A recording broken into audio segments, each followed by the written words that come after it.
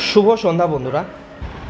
আজকের ভিডিওটা এখন যে ভিডিওটা বানাচ্ছি সেটা না প্রত্যেক যারা তোমরা সিলেক্টেড হয়েছো তাদের জন্য ইম্পর্টেন্ট হবে এবং যাদের নন জয়নিং জিনিস আছে সেটার জন্য ইম্পর্টেন্ট হবে। কেন সেই জিনিসটা আমরা আলোচনা করে নেব।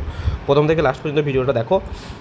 এটা এসছে পিএনআরডি ডিপার্টমেন্ট থেকে, ইন্টিমেশন কাম অ্যাপয়েন্টমেন্ট লেটার, ঠিক আছে। তো এখানে বাকি যে ডিপার্টমেন্টগুলো আছে তারাও এইভাবে দেবে কি সেই জিনিসটা আলোচনা করে নেবো, কীভাবে তোমাদের পরের স্টেপগুলো এগোবে সেগুলো, ঠিক আছে। চলো শুরু করা যাক। আর এরপরেও কি নন জয়নিংয়ের ব্যাপারটাও বলবো কীভাবে সেই জিনিসটা এগোবে।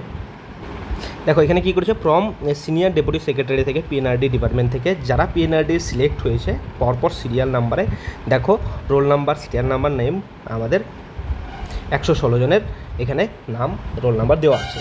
এটা কি প্রত্যেকে ইন্ডিভিজুয়াল না করে একটা লেটারের মধ্যে সবাইকে ইন্টিমেশন কাম অ্যাপয়েন্টমেন্ট লেটার দেওয়া হয়েছে। দেখো এখানে সাবজেক্টটা লেখা আছে intimation for appointment to the vacant post of junior engineer the basics of result of junior engineer 2022, ঠিক আছে, সিভিল ব্রাঞ্চ। ডিসে শর্টের মধ্যে একটু দেখে নেবো। এখানে কি বলেছে যে এই যে ক্যান্ডিডেটদের নাম করা আছে পিএসসি তাদের অ্যাজ এ টেম্পোরারি জেই হিসেবে এই ডিপার্টমেন্টে রিকমেন্ড করেছে। টেম্পোরারি কেন লেখা আছে সেই জিনিসটা আমরা একটু আলোচনা করবো। টেম্পোরারি শুনলে ভয় পাই। তো দেখো অ্যাজ এ তোমার যখন জুনিয়র ইঞ্জিনিয়ার তুমি জয়েন করবে, জুনিয়র ইঞ্জিনিয়ার যখন জয়েন করবে তখন তোমার প্রফেশনাল পিরিয়ড চলে, যেটা হচ্ছে 3 ইয়ার্স থাকে। তো 3 ইয়ার্সের পর তোমরা অ্যাজ এ পার্মানেন্ট জেই হিসাবে, ঠিক আছে, সিলেক্ট হয়ে যাবে। তো 3 ইয়ার্স প্রফেশনাল পিরিয়ড থাকে। এবার প্রফেশনাল পিরিয়ড কি ফাইনাল পার্মানেন্ট কি, কোথায় কী হতে পারে, কি প্রফেশনাল থেকে ফাইনাল হওয়া যায় না কি না, অনেক জিনিস এই জিনিস আছে, সেটা নিয়ে আলাদা একটা ভিডিও বানিয়ে দেবো। তো এটুকু জেনে রাখো যে 3 বছর তোমার প্রফেশনাল পিরিয়ড বা টেম্পোরারি থাকে, তারপরে ফাইনাল হয়ে যায়, এটা রুলস, ঠিক। দেখো এখানে লিখেছে he or she request to appear, যে পিএনআরডি যে তোমার হেড অফিস যেটা শর্ট লেগে আছে সেখানে অ্যাপিয়ার হতে বলেছে।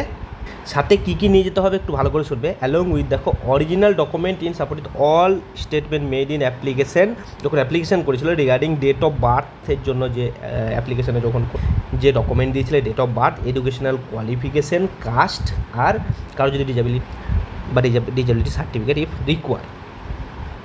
তার সঙ্গে একটা কী নিতে হবে, হি আর she requested to submit his or her acceptance of the proposed appointment to the said post. তার মানে কি একটা অ্যাকসেপ্টেন্স লেটার লিখে নিয়ে যেতে হবে, অ্যাকসেপ্টেন্স লেটার যে আমি এই পোস্টের জন্য আমি সিলেক্ট হয়েছি, এখানে আমি জয়েন করতে ইচ্ছুক, ঠিক আছে। এই অ্যাকসেপ্টেন্স লেটার করতে পার। অ্যাকসেপ্টেন্স লেটার যদি তোমরা না লিখতে পারো, আমি তোমাদের যে ফরম্যাট অ্যাকসেপ্টেন্স লেটার ফরম্যাট সেটা আমি একটা ওয়ার্ড ফাইলে আমি লিখে আমার যে টেলিগ্রাম গ্রুপ আছে সেই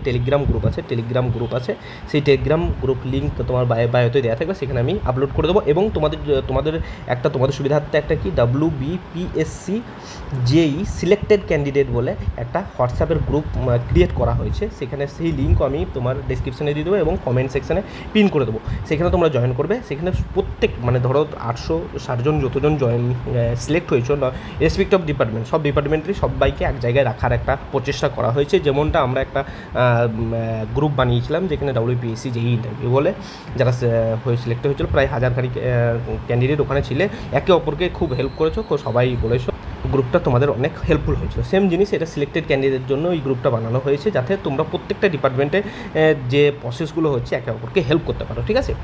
তো এই লিঙ্কটা আমি তোমার বায়ো সেকশন আর কমেন্ট সেকশনে দিয়ে দেবো, তোমরা জয়েন হতে পারো। আর এখানে যে তোমার ওয়ার্ড ফরম্যাট সেটা আমি তোমাদের ওখানে প্রোভাইড করে দেবো যদি তোমরা চাও যে এটা অ্যাকসেপ্টেন্স লেটারটা বানিয়ে দিতে হবে। তার সঙ্গে কি 2 কপি তোমার ভেরিফিকেশান রোল। এবার ভেরিফিকেশান রোল মানে পিভিআর যে ফর্মটা সেটা একটা তোমার ব্ল্যাঙ্ক ভিআর রোল যে ফর্ম সেটা দেওয়া হয়েছে, সেটাকে ফিল আপ করে 2 কপি তোমাদের নিয়ে যেতে হবে, ঠিক আছে। নেক্সট যে পয়েন্টটা সেটা একটু দেখবে, যারা অন্য স্টেট গভর্নমেন্ট অর সেন্ট্রাল গভর্নমেন্টে অলরেডি জব করছে ওয়ার্কিং, তারা কি তাদের নাম আর address of concern appointing authority no objection certificate লাগবে, যে আমি জুনিয়র ইঞ্জিনিয়ার অ্যাপিয়ার হয়েছিলাম সেটার জন্য, যে নো অবজেকশন সার্টিফিকেট। জানো তোমরা যারা জব করছো অলরেডি তারা জানো নো অবজেকশন সার্টিফিকেটটা কী হয়। সেই নো অবজেকশন সার্টিফিকেটে কিন্তু যেখানে তোমরা এই যে ডকুমেন্ট ভেরিফিকেশন যখন করতে যাবে ডিপার্টমেন্টে, ডকুমেন্ট ভেরিফিকেশন ভিআর যখন জমা দিতে যাবে, তখন এই যে অরিজিনাল সার্টিফিকেট যখন নিয়ে যাবে তার সঙ্গে নো অবজেকশন সার্টিফিকেটটাও তোমাকে ওখানে প্রোভাইড করতে হবে। এটা নিয়ে ডিটেলস বললাম না, কারণ আশা করি যারা নো অবজেকশন সার্টিফিকেট জানো, যারা জব করছো তারা। আর যদি কোনো প্রবলেম হয় কমেন্ট সেকশনে জানিও, নেক্সট ভিডিওতে আমি আলোচনা করে দেবো নো অবজেকশন কাদের লাগবে কি না, যদি কোনো প্রবলেম থাকে। দেখো এখানে সেরকমভাবে সিরিয়াল নাম্বার অনুযায়ী ডেট দেওয়া হয়েছে এবং টাইম দেওয়া হয়েছে। এই ডেট আর টাইম যেটা দেওয়া হয়েছে তার আগে যে টাইম দিয়েছে টাইমের আগেই তোমরা ওখানে অ্যাপিয়ার হয়ে যেও। তো এই টাইমের মধ্যে তোমাদেরকে ওখানে যে ফর্ম যেটা দিয়েছে ভিআর ফর্ম দুটো ফিল আপ করে আর যে ডকুমেন্ট যেগুলো দিয়েছে আর অ্যাকসেপ্টেন্স লেটার এই কটা নিয়ে তোমাদের ওখানে কিন্তু যেতে হবে তোমার ডকুমেন্ট ভেরিফিকেশনের জন্য, ডিপার্টমেন্টাল ডিভি। আশা করি এতদূর পর্যন্ত তোমাদের ক্লিয়ার হয়েছে কোন জিনিস কি না। এরপরেও যদি কোনো কোশ্চেন থাকে কমেন্ট সেকশনে অবশ্যই জানাবে, আমি রিপ্লাই করব। আর নেক্সট হচ্ছে ভিআর ভেরিফিকেশন রোল যে ফর্মটা কীভাবে ফিল আপ করবে সেই ভিডিও আমি খুব তাড়াতাড়ি তোমাদের কাছে ডেমো যে ভেরিফিকেশন ফর্ম ফিল আপ করা সেটা আমি তোমাদের নিয়ে আসবো এবং demo verification form fill up করে সেটাও যে সফট কপি সেটাও কিন্তু আমি টেলিগ্রাম গ্রুপ আর যে ওই হোয়াটসঅ্যাপ গ্রুপ যেটা করা হয়েছে সেখানে আমি তোমাদের প্রোভাইড করে দেবো যদি তোমরা চাও, আর যদি নিজে পারবে সেটা তোমাদের।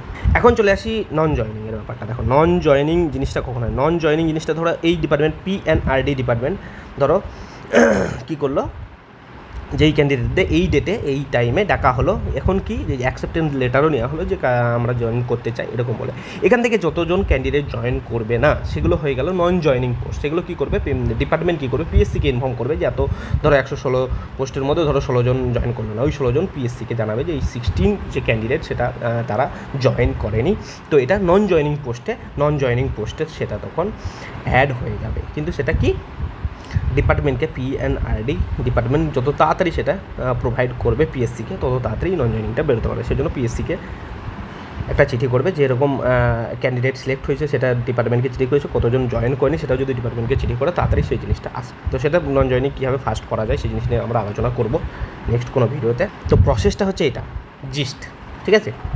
আশা করি এই যে ভিডিওটা সেটা তোমাদের নেক্সট যে আপকামিং যে ডিপার্টমেন্টগুলো যেরকম আসবে সেগুলো হয়তো তোমাদের একটা আইডিয়া পেলে যে কীভাবে জয়েনিংটা হয় বা ডিভিটা হয়, তোমরা সেইভাবে প্রিপেয়ার হয়ে নাও। চলো তোমরা সুস্থ থাকো, ভালো থাকো, নিজের প্রিপারেশন এগিয়ে নিয়ে যাও। আর ভিডিও ভালো লাগলে অবশ্যই লাইক করবে, শেয়ার করে ফ্রেন্ডদের সঙ্গে, কারণ এটা ইনফরমেটিভ ভিডিও তো সকলেরই দরকার। অ্যাটলিস্ট তোমার ফ্রেন্ডদের একটা শেয়ার করে দিও।